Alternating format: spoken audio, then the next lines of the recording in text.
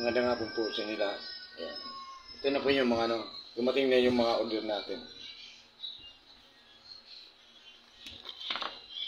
Ayan ang tinatawag na San Benito ring. Ito yung ermitanyo. Sespico Roma. Ito yung mga San Benito ring size 11. So, mayroon din na size 10.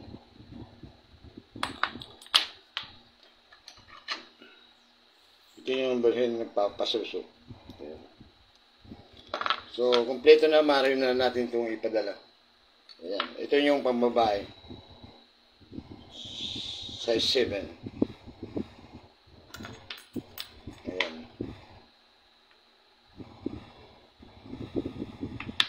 Ito yung tinatawag na mga kagamitan ng mga antingero at manggamit. Maraming pong salamat sa lahat ng kung nagtiwala. Ayan. So, bago mag-uwi, ayan, padala na natin to. So, may kasama na po siyang dasal. Dasal ng isang manggamot at antingero. So, ito yung tinatawag na San Benito. So, palagi siya nakababad sa langis. Ayan, makita niyo yun. Yan siya sa ginagamit sa kumbate. San Benito. Maraming pong salamat sa lahat ng mga sumubaybay at palaging nagbabahagi ng ating mga binabahagi, dasal at orasyon. Medyo gamutan. Sanib namang kulang mong barang sa mga eksperto, masamang elemento o demonyo. So ngayon ang weekend na this coming Holy Week, ito na po ang pinakamainam na magsimula kung paano maging isang manggamot at tingero.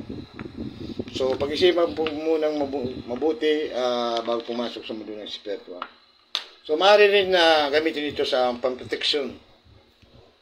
Proteksyon sa kulang barang, masamang espiritu, masamang elemento, sumpa, gayuma, lahat-lahat sa pangkalahatan. So, ayan. Lahat po yan nakarating Luzon, Visayas, Mindanao.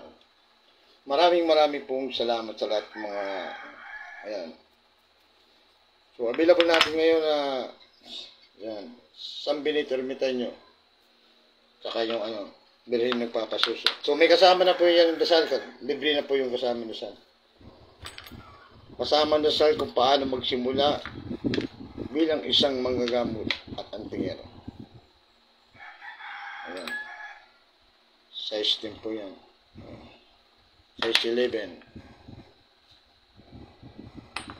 Maraming pong salamat. God bless ang Ninoy Pitelio. Palakan nyo at pakaingatan ang aking mga binabahagi. Pananalig nyo po ang kasagutan.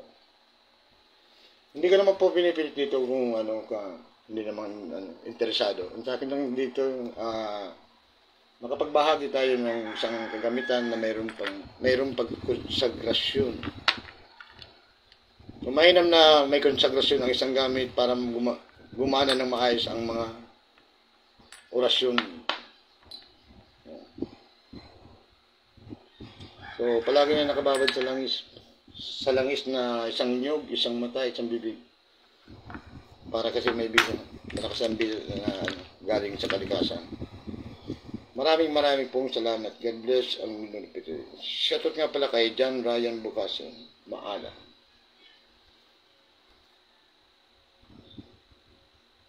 Available na sa atin ang Kristong Baliktaran.